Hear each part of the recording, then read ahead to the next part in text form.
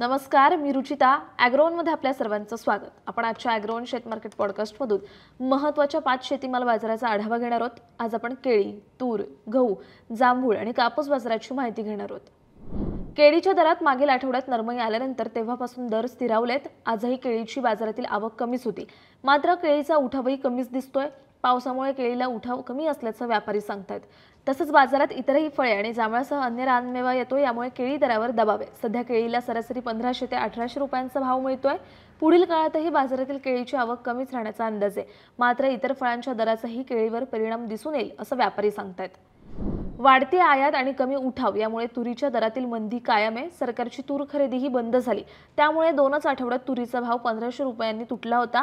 सरकारने जवळपास 6 लाख टनांच्या दरम्यान तूर खरेदी केली. याचाही दबाव पुढे राहणार आहे. तुरीला सध्या 6500 ते 6800 रुपयांच्या दरम्यान भाव मिळतात. बाजारातील तुरीची आवक यापुढील काळातही कमीच राहणार आहे. मात्र आयात तसंच सरकारच्या खरेदी केलेल्या मालाचा दबाव बाजारावर राहील. तसंच बाजाराचं लक्ष खरीपातील लागवडीकडेही आहे असं अभ्यासकांनी सांगितलंय. देशातील बाजारात नव्या मालाची आवक आणि सरकारने लादलेले स्टॉक लिमिट यामुळे गव्हाचे भाव स्थिरावलेत. बाजारातील गव्हाची आवकही कमी होते. गव्हाचे भाव मागील महिनाभरात जवळपास 200 रुपयांनी कमी झालेत. सध्या गहू 2200 ते 2500 रुपयांच्या दरम्यान विकला जातोय.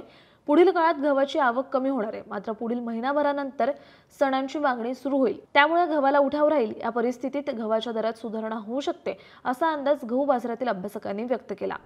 जांभळाचा हंगाम आता सुरू झालाय. सध्या बाजारातील आवक कमी आहे. तसंच पाऊस आणि बदलत्या वातावरणाचा जांभूळ पिकावर परिणाम दिसतोय. बाजारात सध्या गुणवत्तापूर्ण जांभळाला मागणी चांगली आहे, त्यामुळे दरही तेजीत आहे. जांभळाला सध्या गुणवत्तेप्रमाणे 6000 ते 12000 रुपये प्रति क्विंटलच्या दरम्यान भाव मिळत आहेत. पुढील काळात जांभळाची आवक वाढण्याचा अंदाज आहे, पण आवक सरासरीपेक्षा कमीच राहील असं शेतकरी सांगतात. त्यामुळे जांभळाचे भावही तेजीतच राहतील असा अंदाज व्यापारी व्यक्त करतायत.